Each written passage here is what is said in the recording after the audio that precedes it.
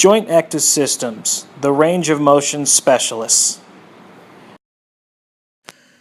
Fitting your Joint Active Systems knee device. Initial setup. Before fitting the JAS knee device, you will need to set the drive arms in the correct pinhole settings. Remove the pull pins and relocate the drive arms to the correct hole setting according to your end range of motion. Please ensure that both pull pins are in the same location on both sides. If they are not, they will cause the device's gears to bind. If the device is set up for narrow, use the narrow tower setting holes. If the device is set up for wide, use the wide tower setting holes.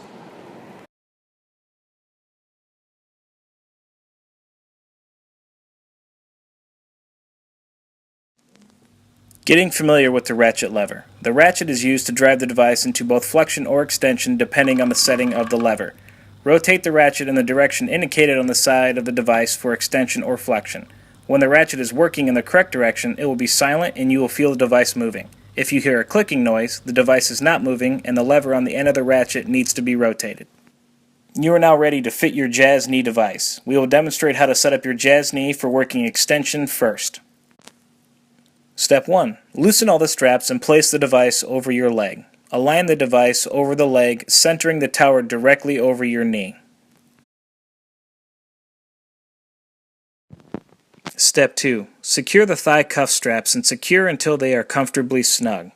Ensure that the posterior cuff is lined up on the back of the thigh and that the two cuffs are not overlapping. Once the straps are secured, make sure the tower is still lined up over the top of the knee.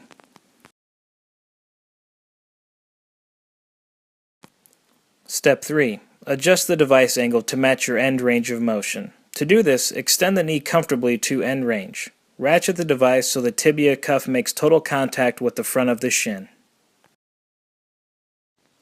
Step 4. Tibia cuff adjustment.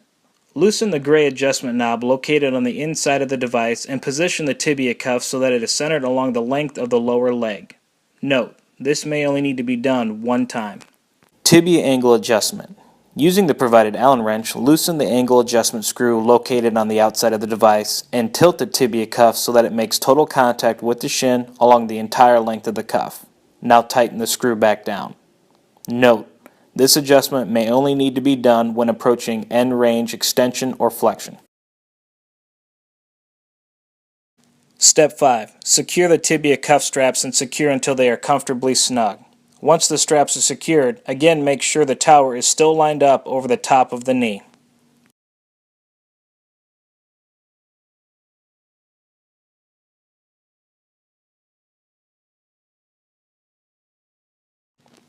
Step 6. Prop your leg up on a stool or a chair for support and begin your therapy treatment as outlined following the Joint Active Systems treatment protocol or as directed by your physician or therapist.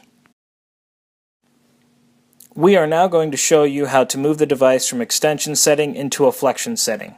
With the device completely removed, you will need to set the drive arms in the correct pinhole settings. Remove the pull pins and relocate the drive arms to the correct hole setting according to your end range of motion. If the device is set up for wide, use the wide tower setting holes. If the device is set up for narrow, use the narrow tower setting holes.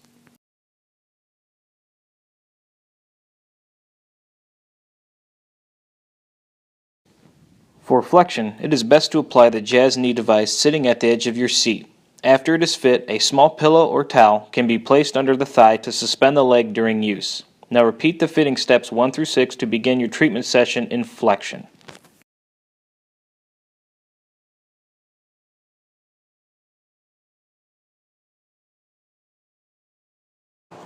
You have now completed the fitting of your Joint Active Systems knee device.